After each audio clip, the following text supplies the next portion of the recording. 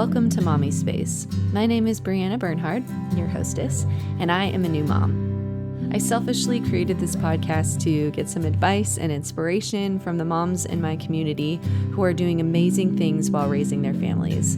I've realized motherhood is hard, but knowing I'm not alone in this call makes all the difference, and I hope you feel refreshed as you listen. Welcome to the tribe.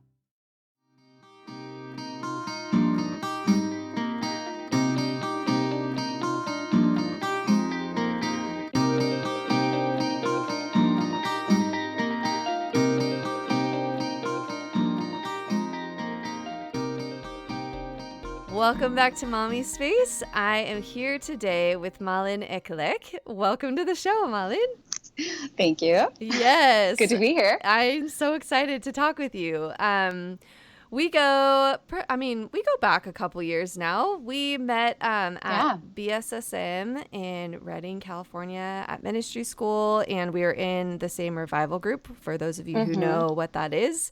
And I so loved getting to know you and your husband, David, while I was there, and have just enjoyed watching you guys from afar ever since. So, same. Yeah. So I wanted to talk to you about your motherhood journey and what life looks like for you guys now.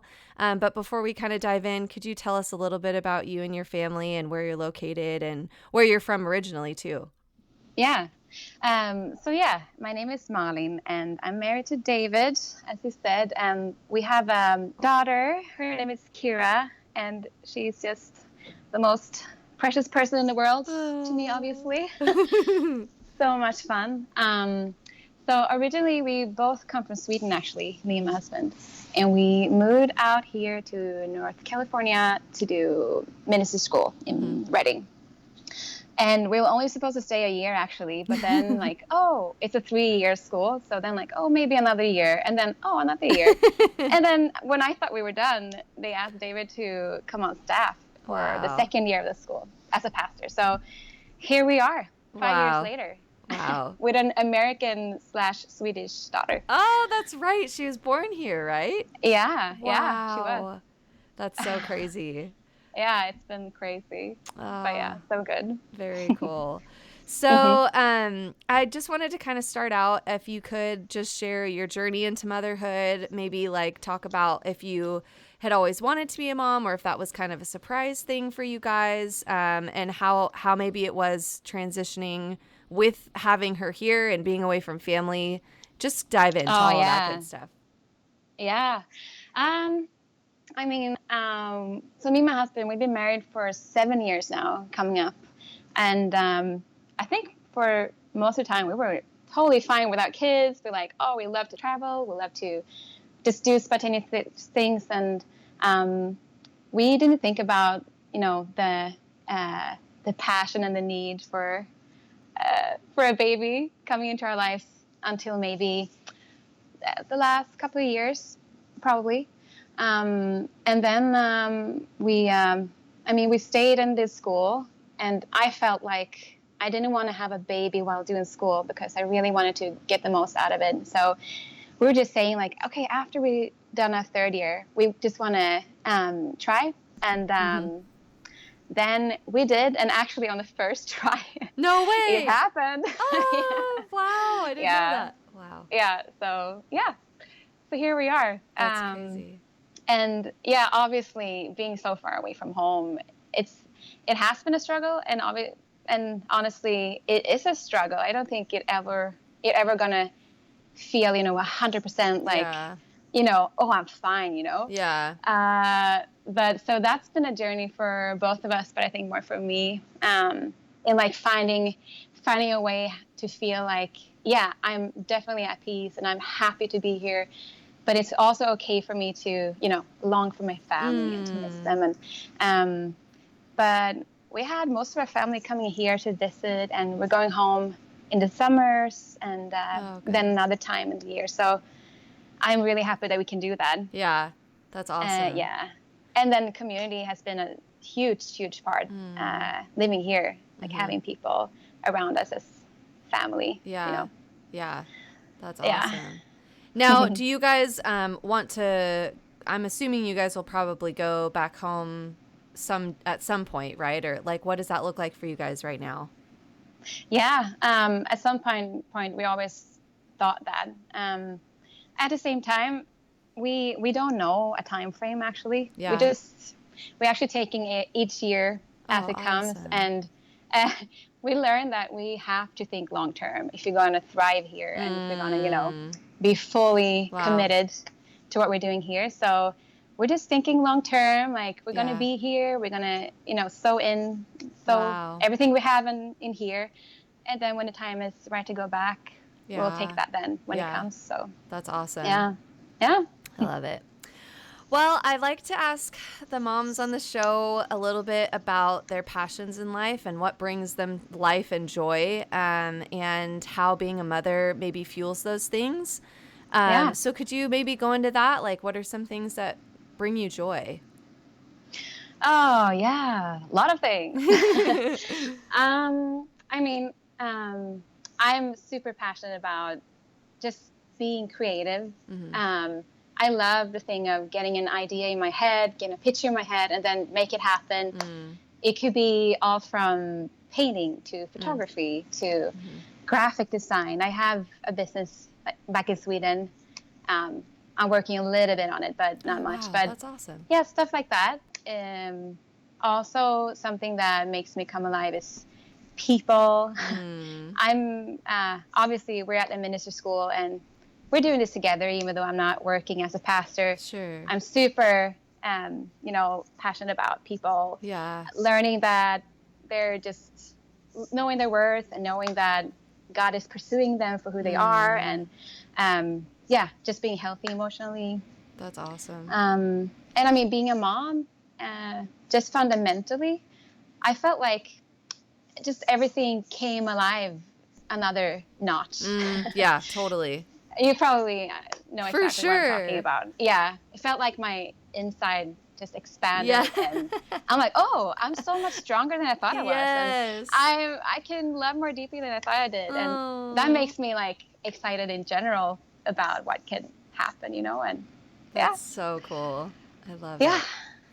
Now, how would you say, like, first of all, I know at this stage probably things are constantly changing and growing with your girl, and but I always like to ask too, like, what are some things that you do to stay inspired in the day-to-day, as well as managing your time and taking care of your heart?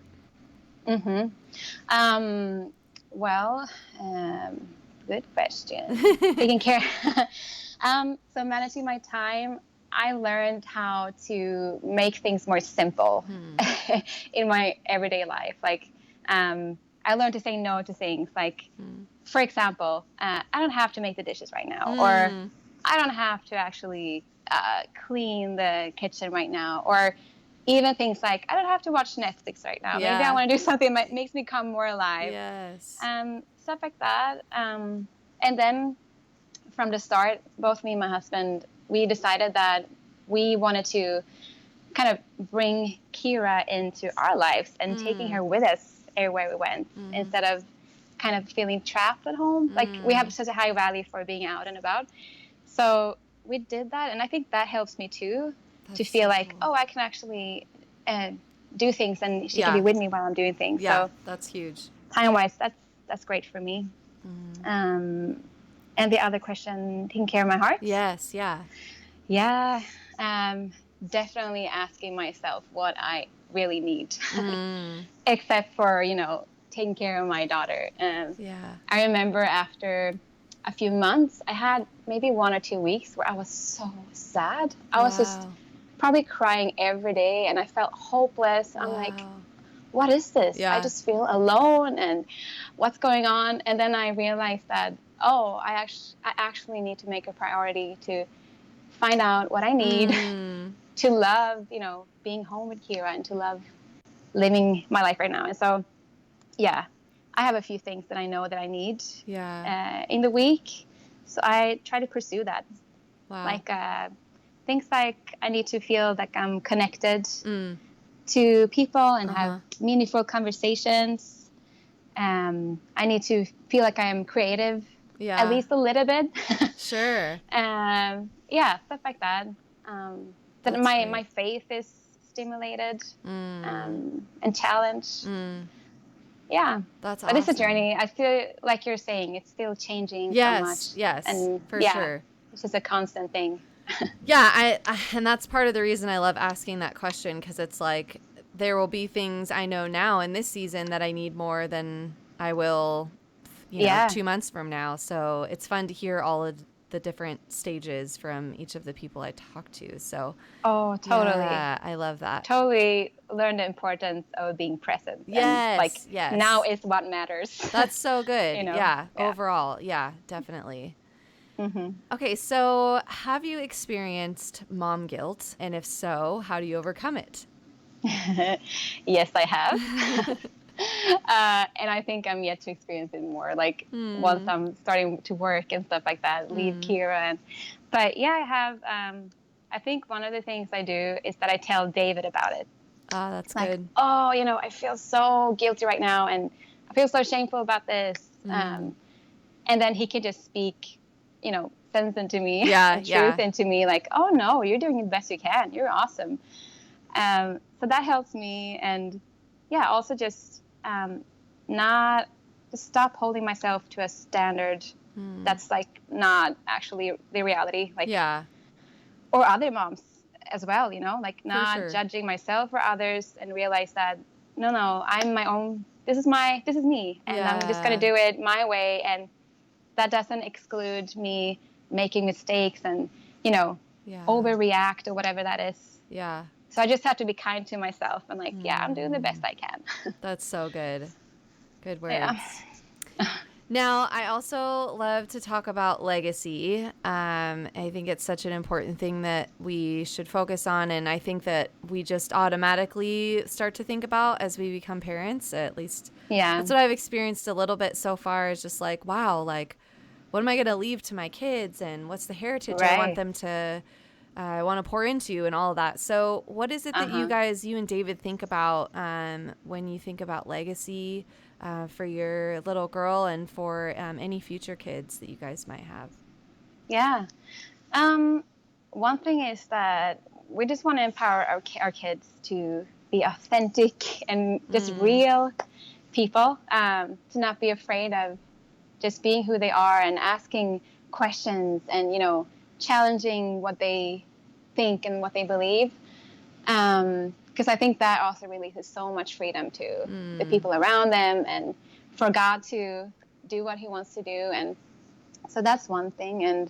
And the other is, what's really important to us is to just have a lot of hope when thinking about the future and dreams and making things happen, to just know that God is just so much better than we think he is, and miracles do happen. And to be kind of bold and fearless when it comes to that. That's so cool. That was what I thought about when I thought about legacy. Good thoughts. I love that.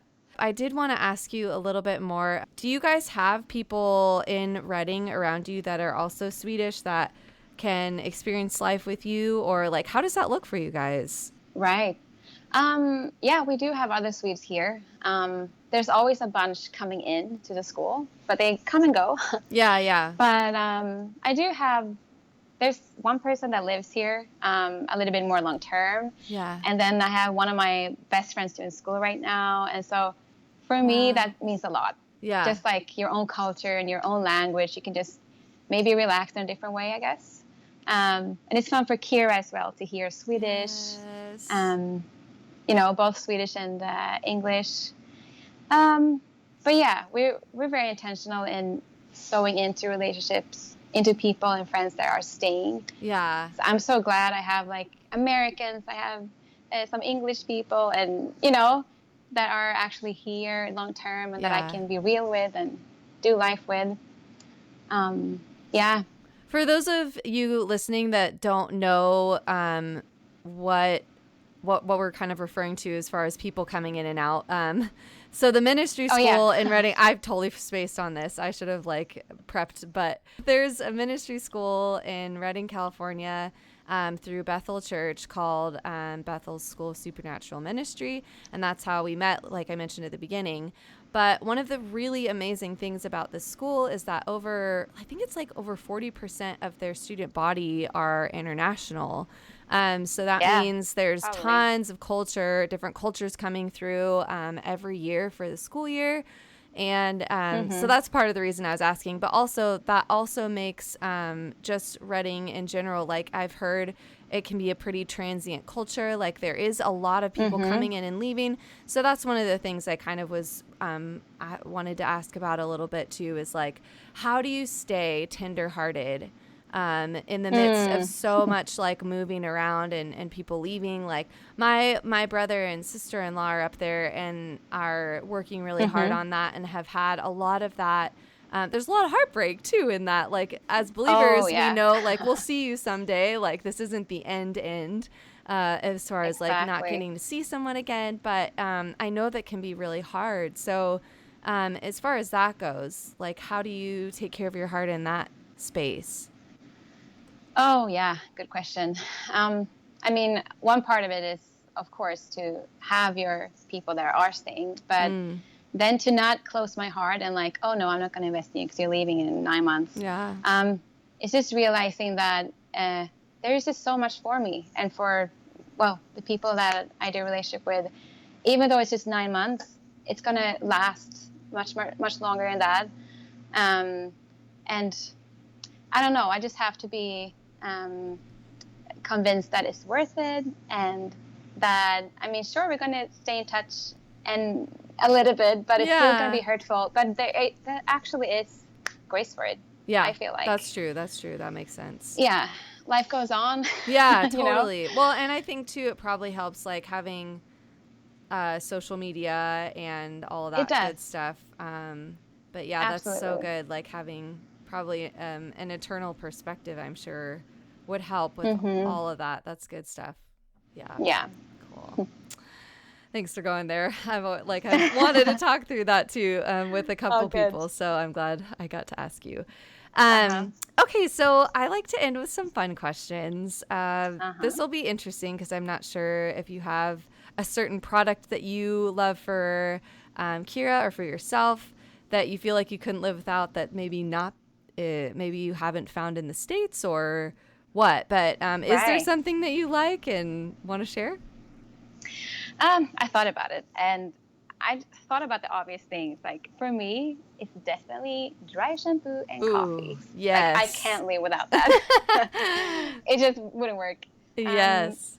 But another thing that I thought of is actually my daughter's blankie. Do you say that? Yes, blankie. Yes, totally. Yeah. She has this little elephant that she actually got when she was born, and we've always, we always put it beside her in the bed. And so she's grown so fond with it. And I feel like especially now as she's 10 months old and so much is happening and she's distracted and, all that, it helps so much when it's time for a nap and we just like bring her the elephant. We just cuddle up with it and just know like, oh yeah, now it's time for bed. And I feel like she can just relax so much better. Oh yeah. But yeah, that's a good tip for new moms to start with that early. It really helps for us at least. For you too? Yeah, for sure. She has a blankie, and actually we started her off like on a pacifier, like right when she was born. It has this little like stuffed animal attached to it, like a little giraffe, which is so cute. I saw that on Instagram. It's like in every picture. But we're like slowly trying to like wean her off of it just because she has a harder time like staying asleep.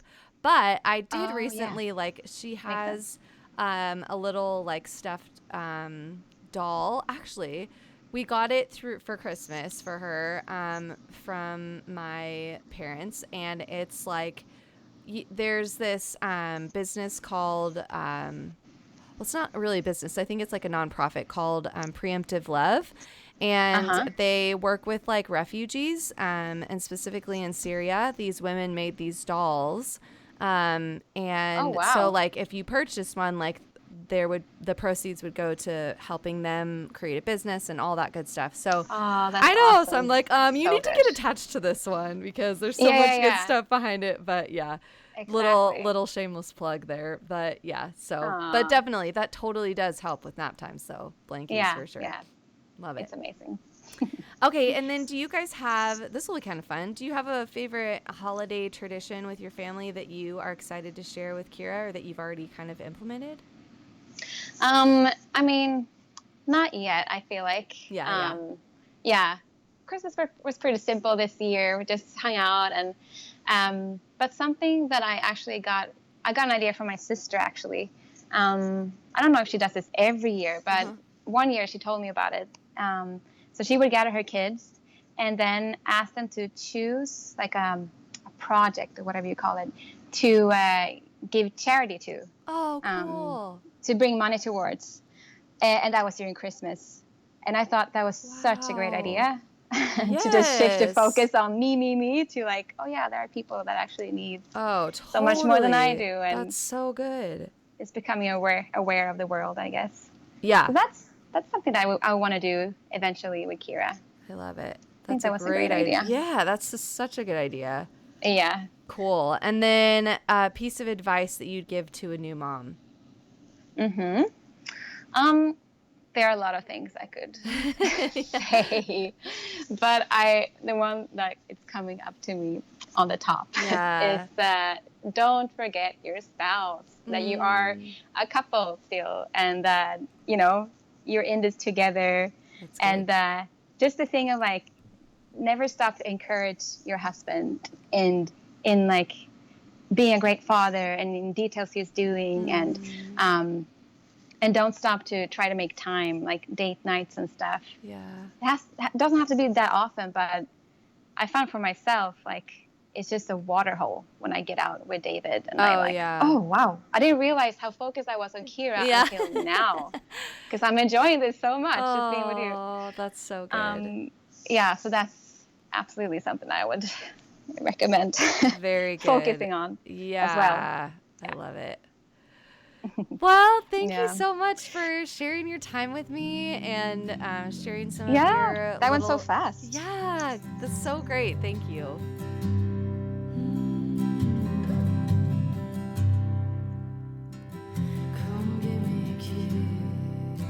Thank you so much for tuning into this week's episode. I hope you enjoyed it. It was such a pleasure to have you listen in. If you'd like more information about this guest and other guests, you can check that out on Facebook and Instagram at Mommispace.